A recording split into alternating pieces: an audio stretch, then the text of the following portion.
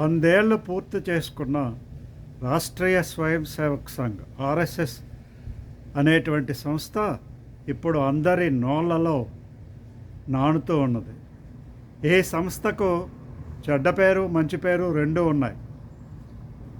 కొన్ని సంస్థలు, ముఖ్యంగా కొన్ని రాజకీయ పార్టీలు, మరీ ముఖ్యంగా కాంగ్రెస్ పార్టీ, కమ్యూనిస్ట్ పార్టీ మరియు లెఫ్ట్ ఓరియంటెడ్ పార్టీస్ మరియు ముస్లిం సంస్థలు, ఎంఐఎం లాంటి పార్టీలు, అది కాకుండా ఇస్లామిక్ ఆర్గనైజేషన్స్తో లింకప్ అయినటువంటి రాజకీయ పార్టీలు, నాస్తిక సంఘాలు, నాస్తిక పార్టీలు, ఇవన్నీ కూడా కావాలని రాష్ట్రీయ స్వయం సేవక్ సంఘ్ మీద ఎందుకైనా మంచిది అనేటువంటి ఉద్దేశంతో గాంధీని పొట్టన పెట్టుకున్న సంస్థగా, గాంధీని హతమార్చిన సంస్థగా బాగా అందరి నోట నానేటట్టుగా దుష్ప్రచారం చేసింది. వాక్స్ పాపులే లాగా కాని విషయాన్ని అవునట్టు, అయిన విషయాన్ని కానట్టు ప్రచారం చేసినట్టుగా ఆర్ఎస్ఎస్ను బదనాం చేయడం కోసం ఎంతో కాలముగా ప్రచారం చేస్తూ వస్తున్నది. అంతేకాకుండా ఆర్ఎస్ఎస్ అనేటువంటి సంస్థ హిందూ టెర్రరిస్ట్ ఆర్గనైజేషన్ అని స్వయాన రాహుల్ గాంధీనే విదేశాల్లోనూ స్వదేశాల్లోనూ గొంతు విప్పి అరుస్తూ ఉన్నాడు. కాబట్టి ఆ విధంగా రాష్ట్రీయ స్వయం సేవక్ సంఘాన్ని అందరూ కూడా ఏదో రకంగా బదనాం చేయడానికి చూశారు. ఈ మధ్యకాలంలో ఈ లెఫ్ట్ ఓరియంటెడ్ అర్బన్ నక్సల్స్ ఎవరైతే ఉన్నారో ఈ యొక్క టీవీ ఛానల్స్లో ఎక్కువగా విశ్లేషణలు చేయడం కోసం ఉదయం నుంచి సాయంత్రం వరకు ఇంటి దగ్గర పని పాట లేనట్టుగా, అసలు కుటుంబం లేనట్టుగా, ఉదయం టీవీ తెరిస్తే చాలు రాత్రి టీవీ కట్టేటంత వరకు అన్ని ఛానల్స్లోనూ వాళ్ళే కనిపిస్తూ ఉంటారు. ఆ వారు మరీ ముఖ్యంగా ఆర్ఎస్ఎస్ మీద దుమ్మెత్తిపోశారు. తెలిసినవి తెలియనటువంటి విషయాలు దాన్ని మంచి కోరి చెబుతున్నట్టుగానే, విశ్లేషణ చేస్తున్నట్టుగానే చెడు విషయాన్ని బయటకు తీసుకొచ్చేటువంటి ప్రయత్నం చేశారు.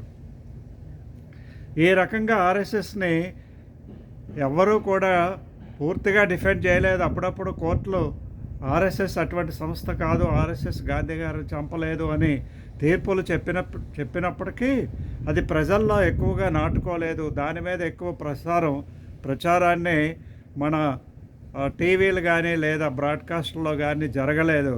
ఈ విశ్లేషణలు, చర్చలు పెట్టలేదు. తద్వారా అది ఎవరి దగ్గరికి చేరలేదు. ఇప్పుడు ఏమైందంటే ప్రధానమంత్రి ఎర్రకోట నుండి ఆర్ఎస్ఎస్ అనేటువంటి సంస్థ, స్వచ్ఛంద సంస్థ, ఎప్పుడు ఎవరికి ఎటువంటి ఆపద కలిగినా దేశ ప్రజల కోసం మాత్రమే పనిచేసేటువంటి సంస్థ, దేశ ప్రజల ఔన్నత్యాన్ని పెంచడంలో, వ్యక్తి వికాసాన్ని పెంచి పోషించడంలో, రాష్ట్ర దేశ అభివృద్ధులకు తమ వంతు కృషి చేస్తున్నటువంటి సంస్థ రాష్ట్రీయ స్వయం సేవక్ సంఘ్ అనేటువంటి విషయాన్ని చాలా గట్టిగా చెప్పడం వల్ల ఇప్పుడు మళ్ళీ అది తెర మీదకి వచ్చింది. అదొక్కటే కాదు, ఆర్ఎస్ఎస్ 100 ఏళ్ళు పూర్తి చేసుకున్న సందర్భంగా మోహన్ భగవతే, చాలా స్ట్రాంగ్ ఆర్ఎస్ఎస్ లీడర్, సర్సంఘ్ చాలక్ అంటారు, ఆయన కూడా ఈ విషయం మీద చాలా స్పష్టంగా అందరికీ చెప్పేటువంటి ప్రయత్నం ఇప్పుడు పత్రికా భాషలో చెప్పడం ప్రారంభించారు. ఇంతవరకు అయితే వాళ్ళ భాష విచిత్రంగా ఉండేది. వాళ్ళ యొక్క టెర్మినాలజీ ఎవరికీ అర్థమయ్యేటువంటిది కాదు. సర్సంఘ్ చాలక్ అని, సర్కార్యవాహ అని, ప్రచారక్ అని, విభాగ్ ప్రముఖ్స్ అని, ఈ విధంగా ఏదో రకమైనటువంటి భాషలో వాళ్ళు పలుకుతూ ఉండేవాళ్ళు. అది ఎవరికి అర్థమయ్యేది కాదు. ఇప్పుడు అందరికీ అర్థమయ్యేటట్టుగా చీఫ్ అంటున్నారు, ఆర్ఎస్ఎస్ చీఫ్ అంటున్నారు, ఆర్ఎస్ఎస్ ప్రెసిడెంట్ అంటున్నారు, ఆర్ఎస్ఎస్ హెడ్ అంటున్నారు. ఈ విధంగా అతనికి ప్రాచుర్యం లభించిందని చెప్పాలి.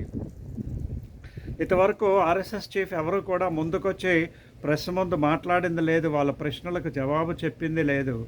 ఎవరో ఒకరిని బుడంకాయ గారిని మధ్యలో పెట్టుకొని రామ్ మాధవో లేకపోతే సంతోషో ఇటువంటి వాళ్ళని పెట్టుకొని వాళ్ళ ద్వారా ఆర్ఎస్ఎస్ని గురించి వివరించడం, చెప్పించడం జరిగేది.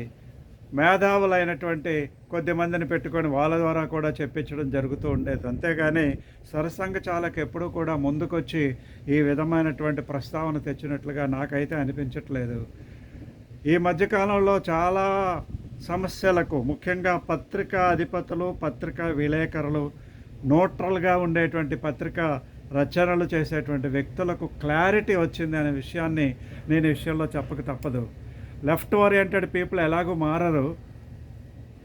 తరువాత కాంగ్రెస్ పార్టీ నాయకులు తెలిసే తప్పులు చేస్తుంటారు. దానికి ఉదాహరణ డీకే శివకుమార్కి ఏంటి మాయ రోగం?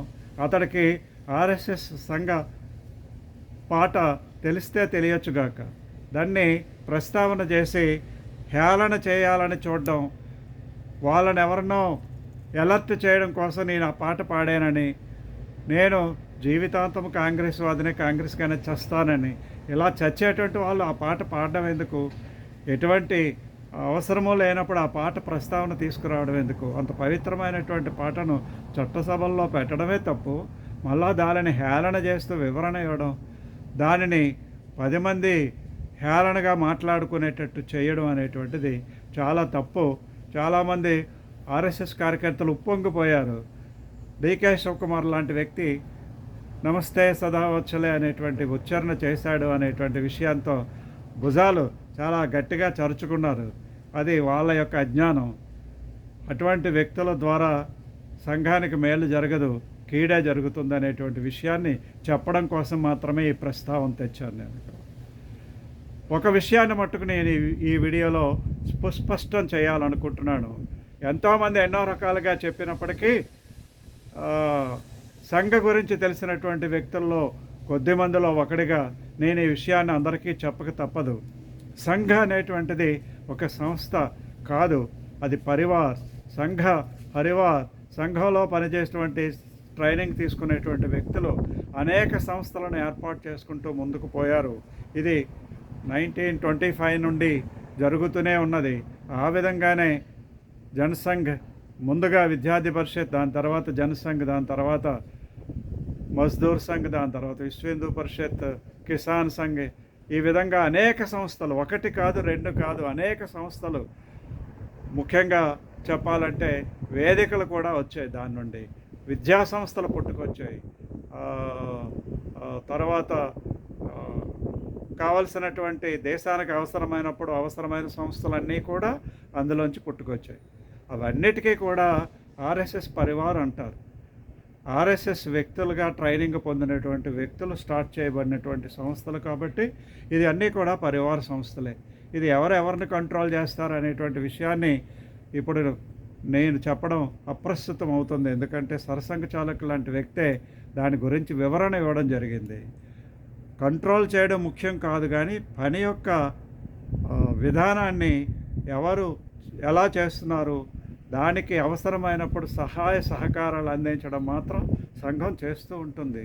బాలారిష్టాలు ఉన్నప్పుడు చిన్నపిల్లలకి మనము 3 చక్రాల సైకిలు, తర్వాత 2 చక్రాల సైకిలు, తర్వాత ముందుగా చేతులు పట్టుకొని నడిపించడం, ఇవన్నీ ఎలా చేస్తామో అలాగే బాలారిష్టాలు ఉన్నటువంటి సంస్థలు, అంటే ముందుగా ప్రారంభించబడినప్పుడు సంస్థలకు చేయి పట్టుకొని నడిపించడం, తర్వాత అవసరమైనప్పుడు సహకారాన్ని అందించడం, తర్వాత ఎదిగిన తర్వాత సలహా సూచనలు ఇవ్వడం, ఇది సామాన్యం. ఈ విషయాన్ని అర్థం చేసుకోలేనటువంటి వ్యక్తులు, ముఖ్యంగా ప్రొఫెసర్ నాగేశ్వరరావు లాంటి వ్యక్తులు, ఎక్కువగా టీవీల్లో అన్నిటికీ తగుదునమ్మా అని చెప్పి అన్ని టీవీల్లోనూ కూర్చుంటాడు ఆయన ఉదయం నుంచి సాయంత్రం వరకు ఏ పని లేనట్టు సాగదీసి మరి అదే విషయాన్ని చెబుతూ ఉంటాడు. ఆయనకి తెలిసిన దాంట్లో, చెప్పిన దాంట్లో విషయ పరిజ్ఞానం ఎంత ఉందో నాకు తెలియదు, కానీ విషం పోస్తున్నట్టుగా అనిపిస్తూ ఉంటుంది నాకు. ఆ యొక్క సంఘం గురించి మాట్లాడుతున్నప్పుడు మరీ ముఖ్యంగా, మోడీ పరిపాలన గురించి మాట్లాడుతున్నప్పుడు అతి ముఖ్యంగా, రాజీవ్ గాంధీ గురించి విశ్లేషిస్తున్నప్పుడు, అతడికి ఎత్తడం కోసం ప్రయత్నం చేస్తున్నప్పుడు మరీ ముఖ్యంగా, ఈ విధంగా కొద్దిమందిని ఎత్తడం, కొద్దిమందిని దించడం కోసం ఆ యొక్క భావజాలాన్ని ఉపయోగించుకొని ఏదో రకమైనటువంటి విశ్లేషణ చేస్తూ ప్రజలకు విషయాన్ని అందించే ప్రయత్నం చేస్తుంటాడు. అది ఎంతవరకు సమంజసమో అర్థం చేసుకున్న వ్యక్తులు బట్టి ఆధారపడుతుంది. అది ఇప్పుడు అప్రస్తుతం, తీసి పాడేయండి. ఇప్పుడు నేను చెప్పాలనుకున్న విషయం ఏంటంటే, ఆర్ఎస్ఎస్ పరివార సంస్థలు అన్నీ భారతదేశంలో ఉండేటువంటి అంగాన కూడా ఉన్నాయి. ఒక భారతీయ జనతా పార్టీ ఒక్కటే కాదు, ప్రతి చోట ఉన్నాయి. ప్రభుత్వ ఉద్యోగాల్లో పనిచేసేటువంటి సంస్థల్లో ఉన్నాయి, కార్మిక సంస్థల్లో ఉన్నాయి, హిందూ ఆర్గనైజేషన్స్లో ఉన్నాయి, బజరంగ దళ్ అనేటువంటి సంస్థలో ఉన్నది, హిందూ మున్నాని అనే సంస్థలో ఉన్నది, భారతీయ విద్యాభవన్ అనేటువంటి సంస్థలో ఉన్నది. ఎక్కడ లేదు. అన్ని సంస్థల్లోనూ కూడా సంఘం యొక్క ఇన్ఫ్లుయెన్స్ లేకుండా హిందూ రాష్ట్రం లేదు, భారతదేశం లేదు. ఈ ప్రపంచంలో కూడా హిందూ స్వయం సేవక్ సంఘ్ అనేటువంటి సంస్థలు, శాఖలు అన్నీ ముఖ్యంగా సుమారుగా 50 దేశాల కంటే ఎక్కువ దేశాల్లో ఈ యొక్క హెచ్ఎస్ఎస్ అనేటువంటి సంస్థ శాఖలు పనిచేస్తూనే ఉన్నాయి. ఇవన్నీ కూడా ఆర్ఎస్ఎస్ అనుబంధ సంస్థలే. పరివార సంస్థలు అనడం మంచిది, అనుబంధ సంస్థలు అనే కంటే. ఇవన్నీ కూడా సంఘ స్వయం సేవకుల చేత ప్రారంభించేటువంటి సంస్థ. RSS is not an organization, it is a giant organization, రూపం కలిగినటువంటి ఆర్గనైజేషన్.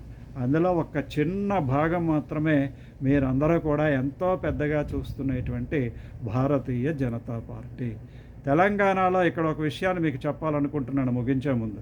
తెలంగాణలో ఈ మధ్య కొద్దిమందికి హఠాత్తుగా చాలా హైప్ వచ్చింది. ఏదేదో పిచ్చివాగుడు వాగుతుంటారు. ఆర్ఎస్ఎస్ నుంచి వచ్చి పనిచేసేటువంటి సంతోష్ లాంటి వ్యక్తుల్ని ఆయన ఎవరనుకున్నారు? ఆయన మోడీ గారు, ఆయన వస్తే నిలబడాలి, ఆయన చెప్పిన మాట వినాలి అనేటువంటి వాగుడు వాగారు వాళ్ళు. నేను టీవీల్లో చూశాను. ఇటువంటి వాగుడు వాగేటువంటి వాళ్ళకి సంఘం గురించి అర్థమైనట్టు కాదు. వాళ్ళు జాతీయ నాయకులు అయిపోయారు భారతీయ జనతా పార్టీకి. ఎలాగయ్యారో నాకు అర్థం కాదు. అది మార్చుకోవాలి.